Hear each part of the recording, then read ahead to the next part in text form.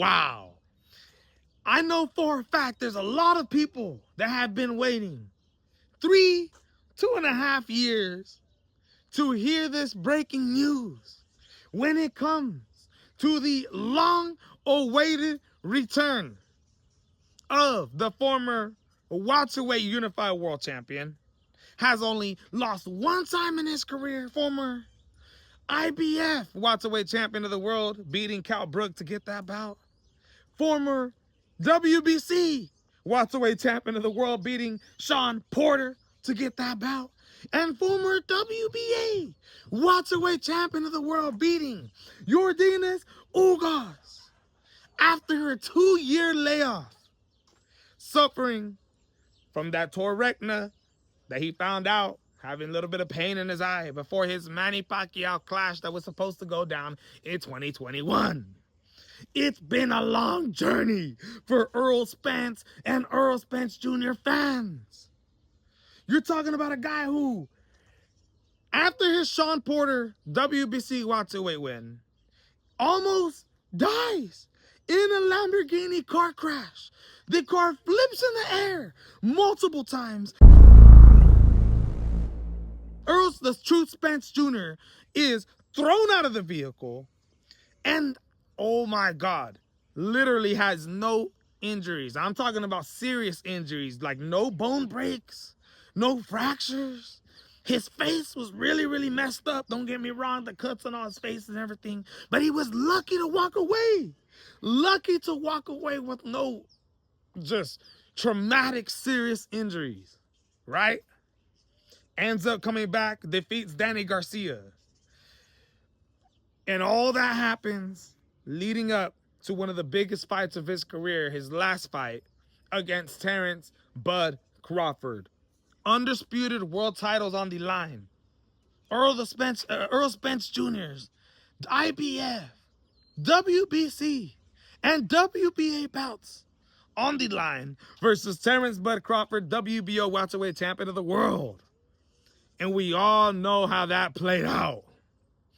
It's been a long, long time since the return of Errol Spence Jr. And we all knew who was moving up to the junior middleweight division at 154 pounds. The Great White has been calling out everybody, from Charlo, from Ortiz, to Ennis, to everybody. But guess who he's fighting in what I think is an absolute perfect return to the sport after only fighting 2 times in the last 5 years. You're talking about a guy who, when you look at his resume, most of these dudes aren't even fighting no more. Cal Brook, Yordenis Ugas hasn't fought in a while, Mikey Garcia, Danny Garcia just retired in 2025, Sean Porter, I mean, dude, Chris Algieri. It's been a long, long time waiting. And guess who this man is fighting?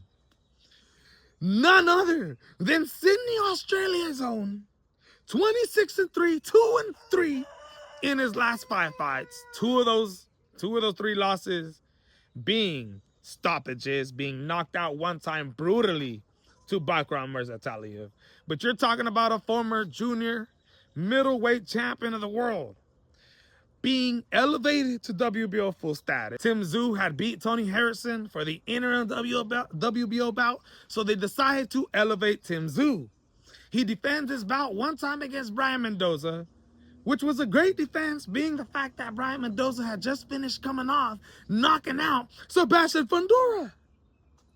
After he beats Brian Mendoza, ends up fighting Sebastian Fundora for the WBC, WBO unification bouts on the line, and loses.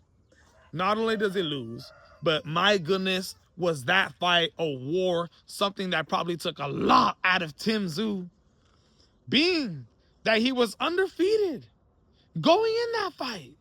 A lot of hype behind him.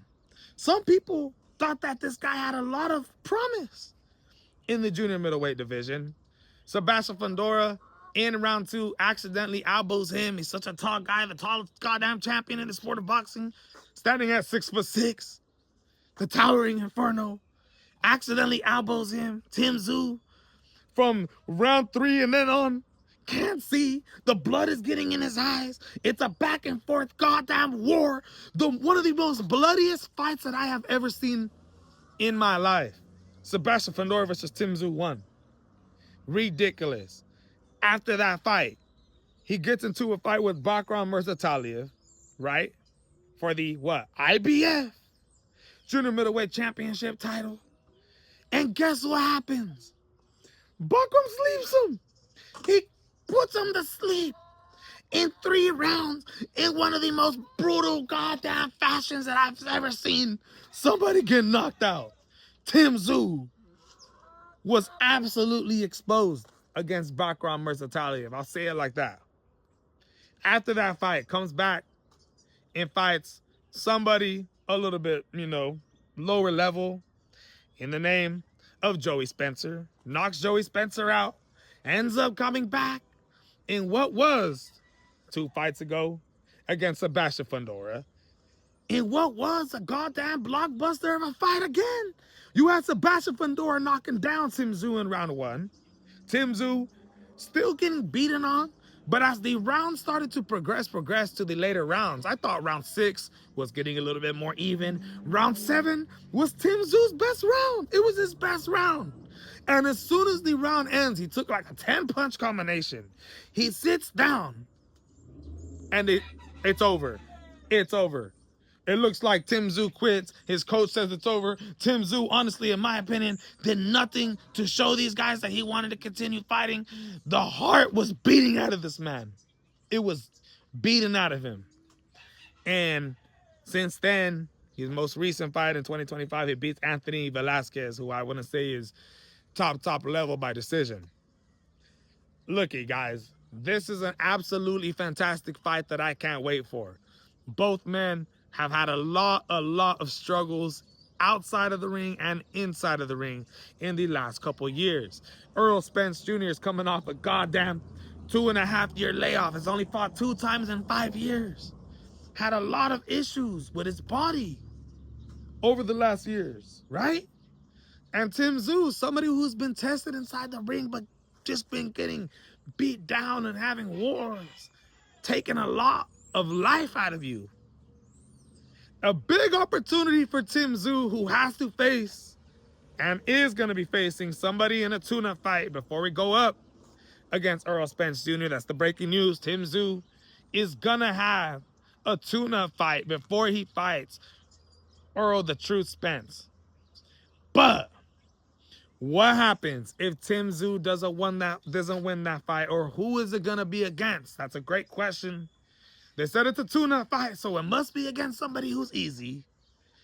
First he gets through that, and what they're saying, March, April, or May, and after, they're aiming a fight between Errol Spence and Tim Tszyu. I guess it's a done deal. In the summer of 2026, the truth has returned. Let me know what you guys think, man. This is the MMA Boxing Addicts channel reporting to you the breaking news. Tim Tszyu, Errol Spence Jr. in the summer 2026. Tim Tszyu has a tune-up fight to get through first. Will he get through it? Who is it going to be against? Must be against somebody easy. They don't want to mess this bag up and this opportunity up for not only Tim Tszyu, but Errol Spence, in my opinion. A fight for him to come back against Tim Tszyu is a great fight to come back against. I could see him getting the win in brutal fashion. I think Errol Spence at 154 pounds might just look even better than what he looked at 147. Now, that's hard to say because he's 35 years old now. There's a lot of wear and tear on his body, but we're going to see if the power, the skills, and everything is still there. And against a guy like Tim Tszyu, I think he's going to look good, man. I think he's going to look good. Let me know what you guys think, though.